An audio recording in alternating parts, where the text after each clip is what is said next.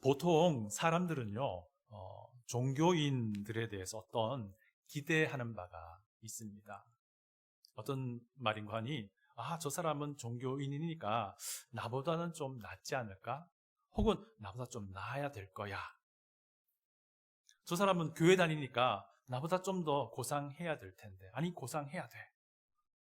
저 사람은 목사니까, 저 사람은 집사니까, 나보다 좀 생각이 올곧지 않을까? 아니야, 더 올곧아야 돼. 라는 어떤 기대감을 가지고 있습니다. 그러니까 믿지 않는 사람은요, 교회를 다니는 우리에 대해서 어떤 기대감을 가지고 있습니다. 상황이 이렇다 보니까요, 교회 혹은 교회를 다니는 우리가 그들의 기대에 미치지 못하는 수준이라고 드러나게 되면 아주 큰 곤욕을 치르는 것도 사실입니다. 세상이 교회를 바라보는 그런 기대감이 있는 반면에 또 이것 때문에 우리 그리스도인 된 사람들은요, 또한 치명적인 실수를 저지를 수도 있습니다.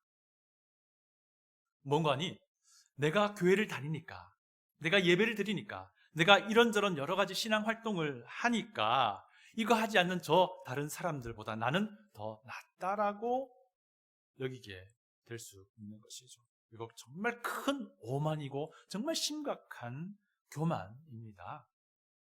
그런데 참 희한하게도 막상 좀 실상을 보면요, 안 믿는 사람들이 믿는 사람들보다 훨씬 더 고상하고 훨씬 더 올곧고 훨씬 더 의롭고 훨씬 나은 경우가 자주 있어요. 우리 믿는 사람들이 그런 상황들을 볼 때마다 그리스도인된 우리는 속으로 이렇게 생각하게 됩니다. 정말 내가 부끄럽다 라는 생각을 하게 됩니다. 사실은요, 믿지 않는 사람들이 그리스도인된 우리를 보면서 속으로 이렇게 생각해야 되는 거예요. 저 사람은 그리스도인이라는데 저 사람 보니까 내가 정말 부끄럽다, 이런 생각을 할 수 있어야 돼요. 안 믿는 사람이 우리 믿는 우리를 보고서요. 저 교회를 보니까 진짜 내가 참 부끄럽다라고 생각을 안 믿는 사람이 할 수 있어야 되는 거예요. 이 세상이 이런 생각을 할 수 있도록 하는 존재가 그리스도인이며 그 그리스도인들이 모인 곳이 교회인 것이죠. 그런데 어찌된 건지 상황이 거꾸로 되어 있습니다. 여러분, 하나님 우리를 구원하시고 바로 하늘로 데려가지 않으셨어요. 이 땅에 남겨주셨습니다. 하나님이 이 땅에 남겨두신 우리로 하여금, 그리스도인된 우리로 하여금 그리스도의 몸된 교회를 이루도록 하셨습니다. 왜 그랬을까요?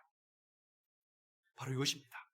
세상보다 훨씬 고상하고 훨씬 올곧고 훨씬 의롭고 훨씬 나은 거룩한 삶, 하나님이 어떤 분인지 보여줄 수 있는 그런 삶, 예수 그리스도가 과연 어떤 분인지를 보여줄 수 있는 그런 삶을 잘 살다가 너 나 만나러 와라 라는 것입니다. 우리가 이런 거룩한 삶을 살게 되는 것은 우리가 구원받기 위해서가 아니고 이미 구원받은 우리가 구원받은 자로서 마땅한 우리 삶의 열매로 드러나는 것이죠. 우리의 구주 대신 예수 그리스도와 내가 바른 관계에 있다면 말이죠. 오늘 본문을 보니까 아브라함이 같은 실수를 반복합니다. 아브라함은요, 예전에도 애굽에서 자기 아내를 누이라고 소개해서 낭패를 겪잖아요.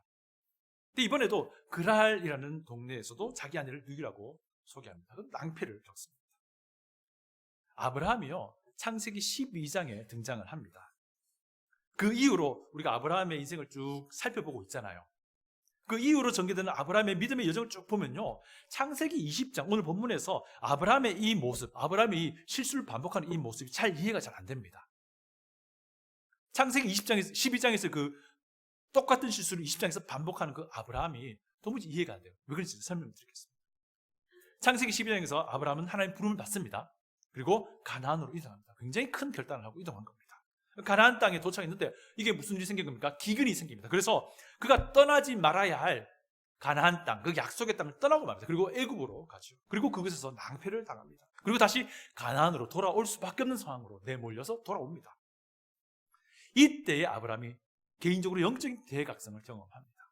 그리고 그때 이후로 아브라함은요, 가나안을 절대 떠나지 않습니다. 오늘 본문의 배경이 되는 그랄도요, 가나안 땅이에요.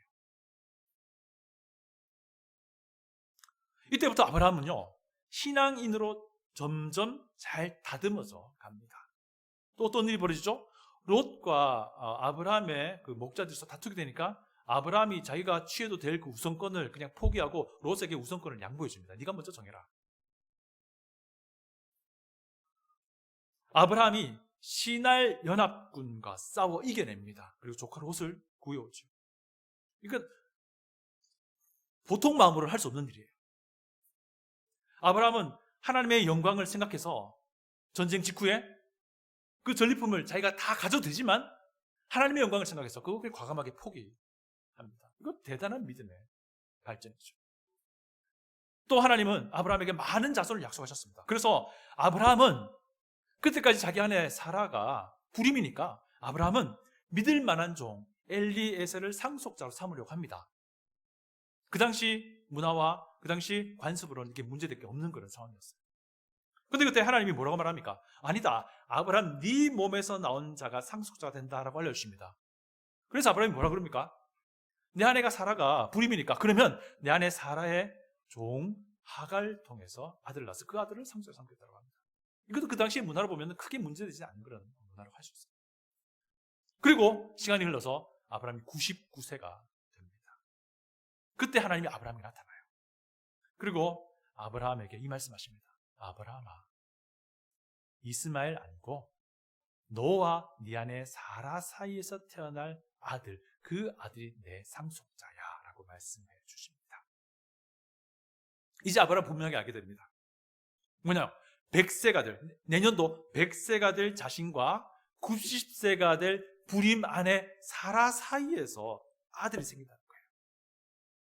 이것을 아브라함은 받아들입니다. 그 증표로 아브라함은요, 과감하게 또 자기 자신을 비롯해서 자기 집안에 있는 모든 남자들이 다 할례에 순종해요. 그리고 곧 얼마 안 있어서 하나님 또 아브라함에게 나타납니다. 그때 사라도 함께합니다. 그때 사라에게도 하나님이 분명히 이 사실을 알려줍니다. 요 과정 통해서 썩소 사건들이 일어나는 거죠. 그죠? 예. 그리고 하나님이 소돔의 멸망을 알려주려고 할 때 아브라함이 그들을 위해 중재에 나섭니다. 그때 하나님에게 아브라함이 어필했던 논리가 무엇이었습니까? 의로움이었죠. 의로움. 그죠? 의로움이었습니다. 의인을 악인과 함께 죽이는 것은 의로운 거 아닙니다. 라고 말했습니다. 결국 어떻게 됩니까? 의로운 롯의 가족을 제외하고 다 멸망하게 되죠. 그러면 아브라함의 생애를 보면요, 애굽 사건 때 그 신앙의 각성이 있었고 그 이후로는 그 신앙이 계속해서 점점 성숙해져 나가는 모습을 창세기가 기록해요. 그런데 갑자기 20장에서 똑같은 실수를 반복을 합니다. 이게 굉장히 의문이에요. 왜 굳이 이것이 여기 기록되어 있을까? 여러분 그거 아세요? 21장에 어떤 이야기가 나오는지 아세요? 이삭이 태어난 이야기예요. 왜 성령 하나님은 이 아브라함의 흑 역사를 창세기 20장에 기록하고 있을까? 오늘 저와 함께 그 이유를 찾아보고자 하는데요. 먼저 답부터 드립니다. 두 가지 결론이 있습니다. 그 이유가 있어요. 첫 번째는요, 그라르에서 이 아브라함의 이 이야기는요, 하나님의 신실함을 알려주기 위해서 기록된 겁니다. 한번 볼게요. 1절 보니까 뭐라고 말합니까? 헤브론에 거주하던 아브라함이 느닷없이 그랄 지역으로 이동합니다. 그 이유는요, 간단해요. 아브라함의 직업과 관련됩니다. 아브라함의 직업이 무엇이었죠? 목자예요, 목자. 예, 목축업을 하는 사람이었습니다. 이 당시에 목축업을 하는 사람은요, 목초지를 찾아서 자주자주 이렇게 자리를 옮겨 다녔습니다. 그래서 뭐냐면 아브라함이 헤브론에 거주하다가 목초지를 찾아서 그랄까지 이동을 한 겁니다. 근데 이동하는 게 금방 여기 갔다 또 금방 갔다 이런 게 아니었어요. 가서 한 몇 개월, 지금 몇 년 이렇게 지내기도 하고 뭐 그런 상황이었어요. 여러분 그랄은 아까 말씀드렸지만 가나안 땅 아닙니다. 가나안 땅을 벗어난 지역은 아니에요. 그런데 아브라함은 그랄 지역에 가서도 애굽에서 했던 실수를 되풀이합니다. 아내 사라를 누이라고 속였는데 그만 그 그랄 사람들, 그 그랄의 아비멜렉 왕이 아내를 자기의 칸큐바인, 후궁으로 데려가고 맙니다. 이때 사라의 나이가 정말 미스터리하게도 몇 살인지 아십니까? 89세였어요. 이해가 안 됩니다. 왜 아비멜렉이라는 왕은 이 89세 할머니를 데려갔을까? 이런저런 생각을 해볼 수 있는데요. 이 당시 아브라함은요, 그 집안 규모가 꽤 나름대로 있었습니다. 여러분 기억하시죠? 예전에 그 신할 연합군을 쫓아갔을 때에 집에서 길리우던 장정이 318명이었어요. 이 318명이라는 전쟁에 나갈 수 있는 사람들 거느리고 있는 이 아브라함의 집안의 규모는 꽤 큰 규모라고 할 수 있습니다. 이 당시에는 특별히 가나안 땅에서는 도시국가였습니다. 도시국가는 규모가 작잖아요. 그러니까 이 그랄이라는 지역으로 도시국가로 왔는데, 새로운 낯선 사람이 왔는데, 그런데 그 낯선 사람의 규모가 꽤 큰 거예요. 그래서 이 그랄의 아비멜렉 왕이 그 아브라함과의 정략적인 관계를 위해서 아브라함의 누이를 후궁으로 데려간 게 아닌가라고 생각을 하는데, 믿거나 말거나. 어쨌든 이 일로 인해서 이 사라와 아브라함의 결혼 생활에 큰 위기가 닥치게 된 것입니다. 여러분, 사라와 아브라함의 결혼 생활에 큰 위기가 닥치는 게 어떤 의미겠어요?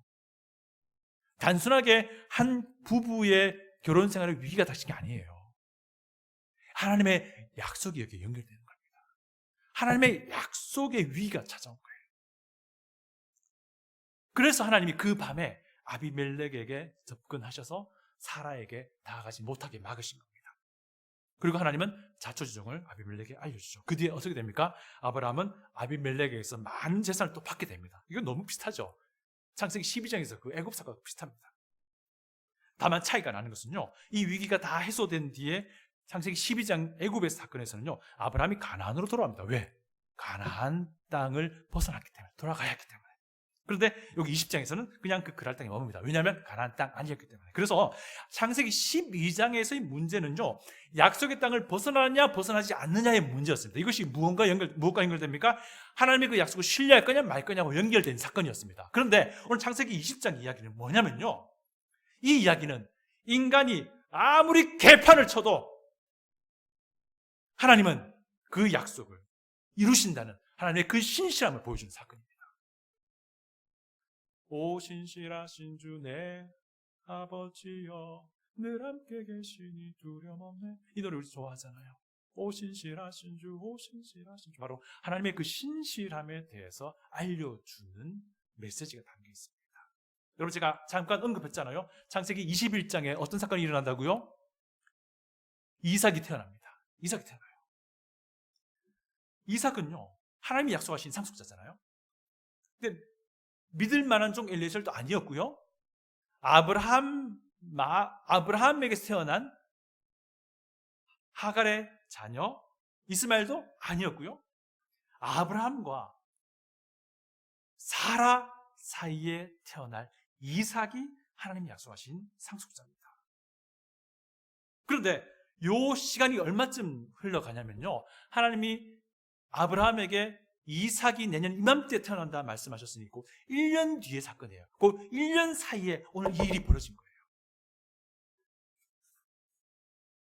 하나님이 아브라함에게 처음으로 약속을 하시고 길게 잡아봐야 약 2달쯤 뒤에 오늘 이 사건이 벌어진 겁니다. 여인이 임신하고 출산하기까지 약 10개월 정도 걸리잖아요. 이때에 사라가 남편 아브라함이 아니고 아비멜렉이라는 이방인의 아내가 되어야만 하는 그런 상황이 바로 오늘 이 사건의 이야기인 거예요. 길게 잡아봐야 2달 전쯤에 약속하신 하나님의 그 약속은 어떻게 됩니까? 이렇게 되면 다 사라지게 되는 것입니다. 내년 이맘때에 아브라함과 사라 사이에 이삭이 태어났는데 그 아들이 약속의 아들이라 라고 말씀하신 그 약속은 다 물거품이 되는 겁니다. 지금 이대로 두면은 하나님의 약속은 이루어질 수 없게 되는 것입니다. 그래서 하나님은 그날 밤에 아비멜렉을 막아낸 겁니다. 아브라함의 실수 때문에 하나님의 약속이 위태해져 버린 거예요. 아브라함의 실수 때문에, 도무지 이해할 수 없는 아브라함의 이 반복되는 이 실수 때문에 2달 전에 하나님이 하신 그 약속이 그냥 폐기될 상황에 놓여져 버린 겁니다. 그래서 하나님은 그 밤에 찾아가신 것이고, 그러나 그럼에도 불구하고 하나님은 자신의 약속을 지키고 이루기 위해서 아브라함이 초쳐버린 거 바로 잡아내시는 이야기가 바로 오늘 이 이야기인 거예요. 아브라함이 개판쳐버린 것을 하나님이 바로 잡으시는 이야기가 오늘 창세기 20장의 이야기입니다. 사랑하는 성도 여러분, 여러분이 그리스도 안에서 하나님의 자녀라고 한다면 우리는요, 항상 이거 기억해야 됩니다.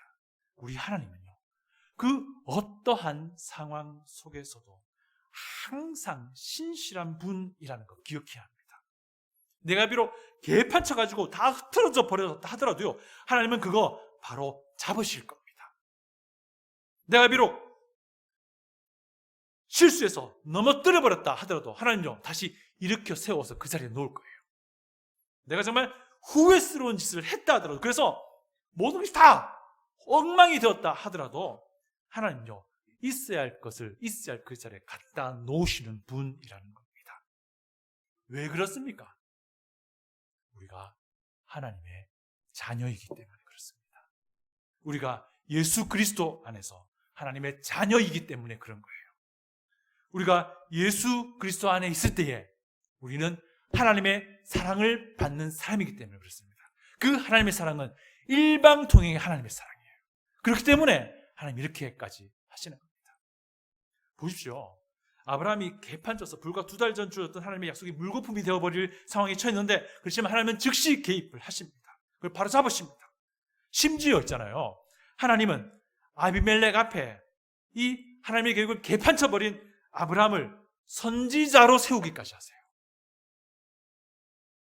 그래서 선지자 아브라함이 아비멜렉을 위해서 기도하게 해가지고요, 그 집안에 내려졌던 하나님의 그 심판을 멈추게끔 하세요. 7절을 제가 읽어드립니다. 이제 그 사람의 아내를 돌려보내라. 그는 선지자라. 그가 너를 위하여 기도하리니 내가 살려니와 내가 돌려보내지 아니하면 너와 내게 속한 자가 다 반드시 죽을 줄 알지니라. 말도 안 되는 일이 지금 벌어지고 있는 겁니다. 사고는 아브라함이 쳤는데 수습은 하나님이 하세요. 이 하나님이 얼마나 신실한지를 보여주는 겁니다. 그리스도 안에서 우리에게 베푸신 하나님의 사랑은 그 어떤 것도 끊을 수 없다고 로마서가 약속하고 있잖아요.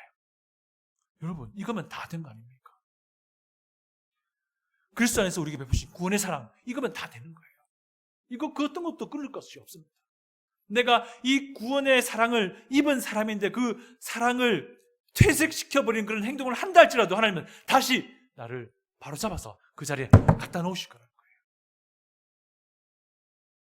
예수 그리스도면 다 된 겁니다.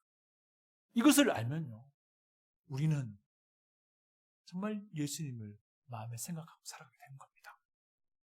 이것을 알면요, 실수하지 않으려고 우리 자신을 매 순간 돌아보게 될 것이고 하나님의 말씀으로 나를 돌아보게 될 거예요. 혹 넘어졌다 할지라도요, 다시 회개하고 돌아오고자 하게 될 겁니다. 그리고 그때에 하나님이 다시금 나를 일으켜 세우시고 제자리에 놓으시는 것을 경험하게 될 것입니다. 두 번째, 그랄에서 이 아브라함 이야기, 이 흙 역사 이야기는요, 우리 믿는 이들에게 누가 의로운 자냐라는 질문을 던져줍니다. 아브라함이 왜 자기 아내 사라를 누이라고 소개하지요? 11절 보시면 이유가 나옵니다. 아브라함이 이르되 이곳에서는 하나님을 두려워함이 없으니 내 아내로 말미암아 사람들이 나를 죽일까 생각하였으며, 자기 아내를 빼앗기기도 하고 자기도 죽을까 싶어서 두려워서 아브라함은 자기 아내 사라를 누이라고 소개합니다. 그런데 아브라함이 요 말 하기 전에 한 말이 중요한 말입니다. 이곳에서는 하나님을 두려워함이 없으니 라고 말하고, 이 사람들이 나를 죽일 것 같아, 이 사람들이 내 아내를 빼앗을 것 같아, 그래서 아내를 누이라고 속인 거예요. 이곳에서는 하나님을 두려워함이 없으니. 과연 그럴까요? 과연 그럴까요? 막상 뚜껑 열어보니까 어떻습니까? 그랄 왕 아비멜렉이 하나님을 두려워하지 않던가요? 심지어 누가 더 하나님을 두려워하던가요? 아비멜렉이든가요? 아브라함이든가요?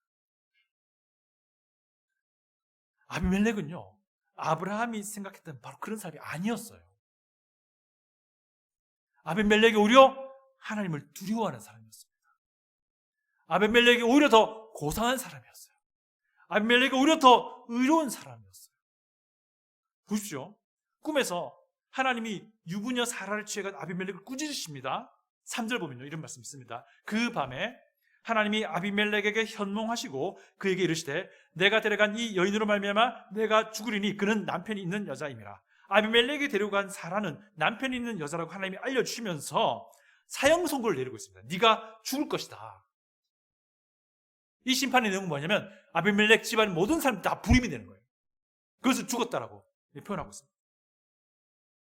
그런데 이때 아비멜렉이 하나님에게 뭐라고 말합니까? 4, 5절입니다. 아비멜렉이 그 여인을 가까이 하지 아니하였으므로 그가 대답하되, 그가 사라에게 가까이 가지 않은 것은 하나님이 섭리였던 것이죠. 그래서 그가 대답하되 주여 주께서 의로운 백성도 멸하시나이까? 의로운 백성들도 멸하시나이까? 그가 나에게 이는 내 누이라고 하지 아니하였나이까? 그 여인도 그는 내 오라비라 하였습니다. 아비멜렉은요, 사라와 동침하지 않은 터였기도 했고 사라가 유부녀인 줄도 몰랐다라고 말합니다. 그래서 이렇게 말해요. 의로운 백성도 멸하신다면 하나님은 의로운 하나님이 아닙니다. 여러분, 이거 기시감이 있지 않습니까? 아브라함이 하나님 앞에서 소돔과 고모라를 중재해 줄 때 제시했던 그 논리와 똑같아요. 이게 무슨 말입니까? 그때는 아브라함이 소돔과 고모라를 위해서 하나님 앞에서 이런 논리로 중지했던 사람인데 지금은 이런 논리에 의해서 혼나야 될 사람으로 서 있는 거예요. 이게 무슨 말입니까? 이런 결과를 만든 아브라함 의롭지 않다는 그 얘기인 거예요. 결국 아브라함은요, 그날 사람들이 하나님을 두려워하지 않을 것이라고 생각했었는데 막상 아브라함보다 그랄 왕 아비멜렉이 더 하나님을 두려워하는 사람이었더라 라는 그 이야기입니다. 5절을 보면요, 아비멜렉이 이런 말 합니다. 나는 온전한 마음과 깨끗한 손으로 이렇게 하였습니다. 그럴 때 하나님은 아비멜렉의 이 말을 그냥 인정해 주십니다. 6절을 보시면요, 하나님이 꿈에 또 그에게 이르시되 네가 온전한 마음으로 이렇게 한 줄을 나도 알았으므로 너를 막아 내게 범죄하지 아니하게 하였나니. 하나님도 아비멜렉이 나쁜 의도로 이것을 한 게 아님을 알았던 거예요. 그래서 아비멜렉이 돌이키지 못할 죄를 짓지 않도록 막으셨다는 것입니다. 또 보십시오. 아브라함은요, 자기가 하나님을 두려워하지 않는 사람이라고 생각했던 아비멜렉에게 오히려 꾸지람을 듣습니다. 9절을 보시면요, 이런 말씀이 있습니다. 아비멜렉이 아브라함을 불러서 그에게 이르되 네가 어찌하여 우리에게 이렇게 하느냐? 내가 무슨 죄를 내게 범하였기에 네가 나와 내 나라가 큰 죄에 빠질 뻔하게 하느냐? 내가 합당하지 아니한 일을 내게 행하였도다. 아브라함아, 네가 합당하지 않은 일을 내게 행하였도다. 저는 이 말이 이렇게 들립니다. 오윤희, 네가 합당하지 아니한 일을 내게 행한다. 교회여, 네가 합당하지 않은 일을 세상이 나에게 행한다. 이렇게 저는 들리기도 합니다. 여러분, 하나님이요, 우리를 구원하시고 우리를 하나님의 자녀로 삼으셨습니다. 그런데 하늘로 데려가지 않으시고 지금 이 땅에 남겨두고 계십니다. 그리고 이 땅에 그리스도의 몸된 생수교회를 이루도록 하셨습니다. 그 이유가 무엇입니까? 세상을 향해서 예수님을 구주로 믿는 예수님의 제자들이 어떤 삶을 사는지 보여주기를 원하십니다. 세상을 향해서 그리스도인이 이런 말을 하는 사람이야 라고 보여주기를 원하십니다. 그런데 지금의 교회는, 우리 교회는 그렇지 않습니다. 지금의 교회는, 지금 나의 모습은 어떻습니까? 오히려 속으로 막 뜨끔뜨끔해 합니다. 부끄럽다. 이 연발을 하고 있는 거예요. 여러분, 우리 그리스도인은요, 겸손한 마음을 가지고 세상을 향해서 또한 외칠 수 있어야 됩니다. 나를 봐라. 우리 생수교회를 봐라. 이것이 예수님 때문에 변화된 그 모습이야. 이것이 그리스도를 닮아가고자 하는 사람들이 모여있는 교회야 라고 외칠 수 있어야 하는 겁니다. 들어봐. 이 대화가 그리스도인이 하는 대화야 라고 외칠 수 있어야 합니다. 봐봐, 나를 봐봐. 우리의 삶이 바로 이런 거야. 이것이 교회야. 이것이 기독교야. 라고 외칠 수 있어야 한다는 겁니다. 우리는요, 구원을 얻기 위해서 이런 삶을 살아가는 사람이 아닙니다. 이미 놀라운 구원의 은혜를 입은 자로서 자연스럽게 이런 삶의 열매를 맺어 나가는 것입니다. 우리가 우리의 구주 되신 예수 그리스도와 바른 관계 안에 있다면 우리의 삶은 이런 열매들을 맺어갈 것이고 우리는 담대하게 외칠 수 있게 될 것입니다. 우리 세상에 외쳐보지 않으시렵니까? 생수교회를 보십시오. 이것이 교회인 겁니다. 나를 봐보세요. 이게 그리스도인이에요. 우리의 말 좀 들어보세요. 이것이 그리스도인이 하는 대화예요. 봐보세요. 이것이 그리스도인이 살아가는 삶이에요. 봐보세요. 이것이 그리스도인이 사업하는 모습이에요. 봐보세요. 이것이 그리스도인이 회사에서 일하는 모습이에요. 봐보세요. 이것이 그리스도인의 가정이에요. 라고 외칠 수 있는 우리 모두가 될 수 있기를 축복합니다. 다시 기도하겠습니다.